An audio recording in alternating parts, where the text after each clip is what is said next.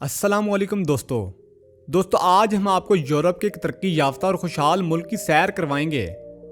ये मुल्क दुनिया के सबसे खुशहाल, तालीम याफ्ता और फलाई निज़ाम रखने वाले ममालिक में शुमार होता है। यहाँ के लोग दुनिया के सबसे ज़्यादा मुतमईन और खुशबाश समझे जाते हैं। एक ऐसा मुल्क जहाँ 1 लाख से ज़ायद डांस क्लब्स और बार्स मौजूद हैं।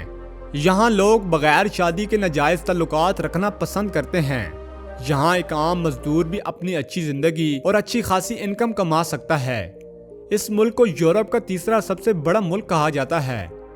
दोस्तों आज हम बात कर रहे हैं शुमाली यूरोप के एक तरक्की याफ्ता मुल्क डेनमार्क की, जिसका सरकारी नेम किंगडम ऑफ डेनमार्क है।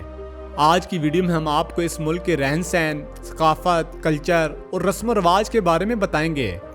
डेनिश लोग अपनी ज़िंदगी कैसे गुजारते हैं, पाकिस्तानी इस मुल्क में कैसे जा सकते हैं, डेनमार्क का वर्क वीज़ा, डिजिटल वीज़ा और स्टडी वीज़ा कैसे हासिल कर सकते हैं और कितने पैसे कमाए जा सकते हैं, पाकिस्तानी लोग इस मुल्क में क्या काम करते हैं और कितने पैसे कमाते हैं। इन तमाम बातें आज की वीडियो में हम तफसील से बताएंगे। लिहाजा तमाम नए दोस्तों से गुजारिश है हमारे यूट्यूब चैनल हुमैस टीवी को सब्सक्राइब करें और वीडियो को लाइक करें।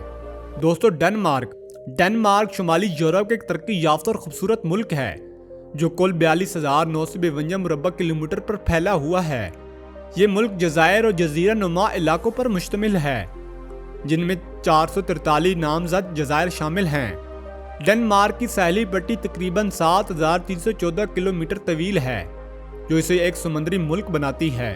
डेनमार्क की सरहदें शुमाल में स्कैंडिनेविया और नॉर्वे के समंदर से मिलती हैं। मशरक में स्वीडन और बैले बाल्टक है, जनूब में जर्मनी की ज़मीनी सरहद है और मगरब में शुमाली समंदर वाक़या है।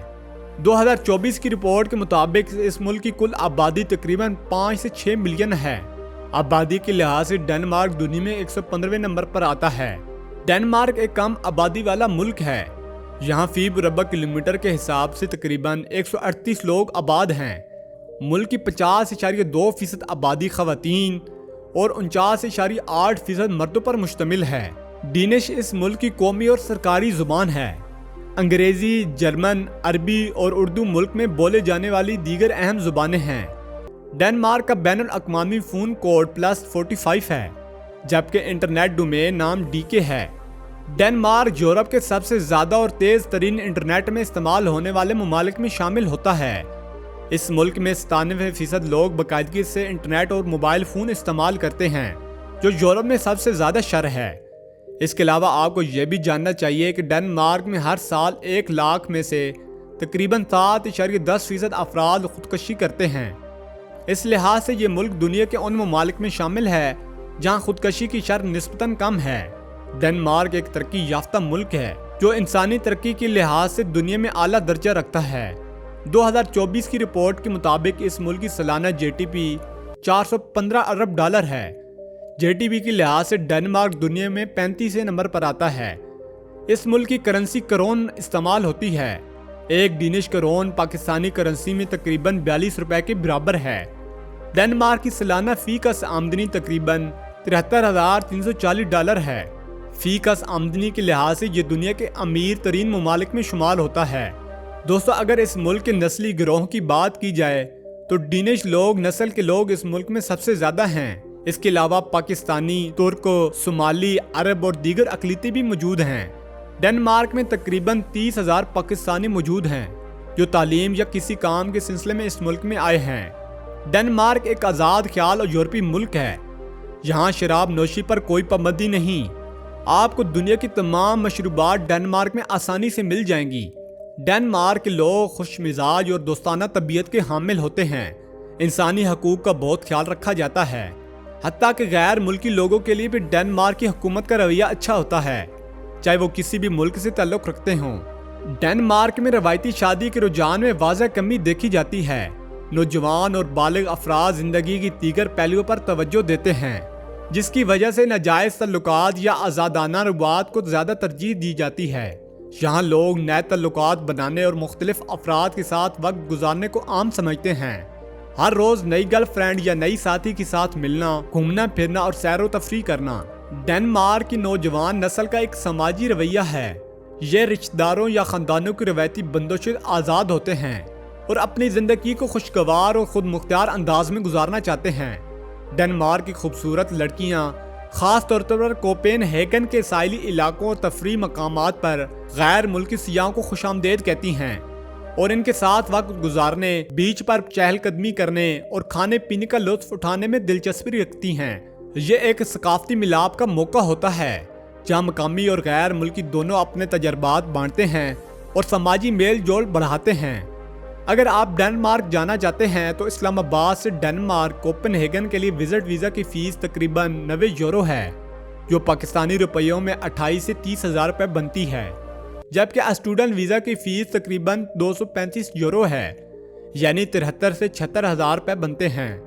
اسلام آباد سے کوپن ہیگن کا ticket one way economy class کا تقریباً 2030,000 سے 2,70,000 روپے تک ہوتا ہے، جبکہ بعض کم ایئر لائنز پر رعایتی کرایہ بھی ممکن ہوتا ہے۔ اگر یہاں کے لوگوں کے مذہب کی بات کریں تو ڈنمارک کے 71.2% آبادی عیسائیت کی پیروکار ہے، جن میں زیادہ تر لوتھرن فرقے سے تعلق رکھتے ہیں۔ ملک کی 5.1% آبادی مسلمان ہے، جبکہ باقی آبادی میں دیگر مذاہب یا لا مذہب لوگ شامل ہیں۔ دوستو، کوپن ہیگن ملک کا سب سے بڑا اور سب سے زیادہ آبادی والا شہر ہے، جس سے ملک کا دارالحکومت ہونے کا اعزاز بھی حاصل ہے۔ کوپن ہیگن میں تقریباً 1.3 ملین لوگ بستے ہیں۔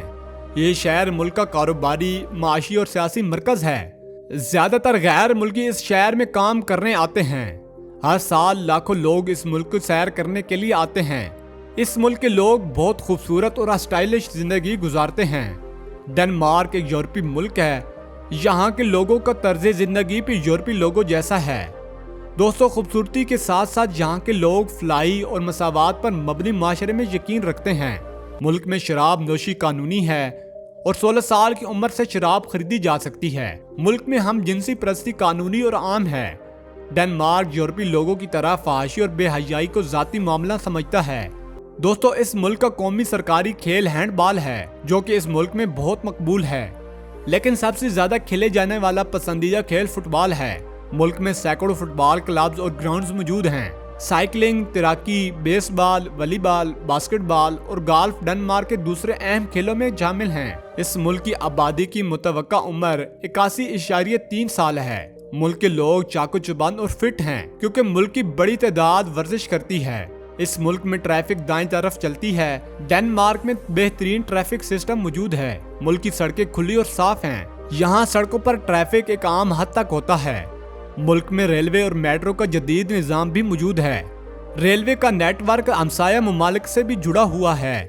ملک میں ٹریفک کو کم کرنے کے لیے ٹرام اور ٹرین بھی دستیاب ہیں۔ زیادہ تر لوگ میٹرو، ٹرام، ٹرین اور سائیکل سے سفر کرنا پسند کرتے ہیں، جو کہ ملک میں ایک بہت سستا اور خوبصورت سفر ہوتا ہے۔ ڈنمارک یورپ کے سب سے زیادہ تعلیم یافتہ ممالک میں سے ایک ہے۔ اس ملک میں تعلیم مکمل طور پر مفت ہے۔ ملک کا تعلیمی نظام اعلیٰ معیار کا ہے۔ ڈنمارک میں پاکستانی طالب علم بھی موجود ہیں۔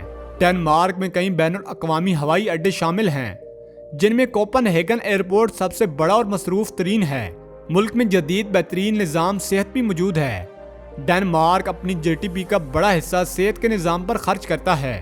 ملک میں مریضوں کا علاج جدید ٹیکنالوجی سے کیا جاتا ہے۔ یہ ملک اپنی جی ڈی پی کا بڑا حصہ صحت کے نظام پر خرچ کرتا ہے۔ ملک میں ایک زرعی شعبہ بھی موجود ہے۔ ڈنمارک کی معیشت میں زراعت، صنعت اور خدمات کے شعبے اہم کردار ادا کرتے ہیں۔ دوستو، بیچ ٹری اس ملک کا قومی درخت ہے، جبکہ ڈیزی اس ملک کا قومی پھول ہے۔ ڈنمارک کا بڑا حصہ سب جنگلات اور پہاڑوں پر مشتمل ہے۔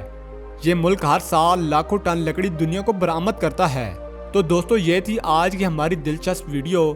تو اگر آپ کو ویڈیو پسند آئے تو ہمارے یوٹیوب چینل حمیس ٹی وی کو سبسکرائب کریں اور ویڈیو کو لائک کریں اور ویڈیو کو اپنے دوستوں کے ساتھ شیئر کریں۔ ملتے ہیں انشاءاللہ نیکسٹ ویڈیو میں، تب تک کے لیے اللہ حافظ۔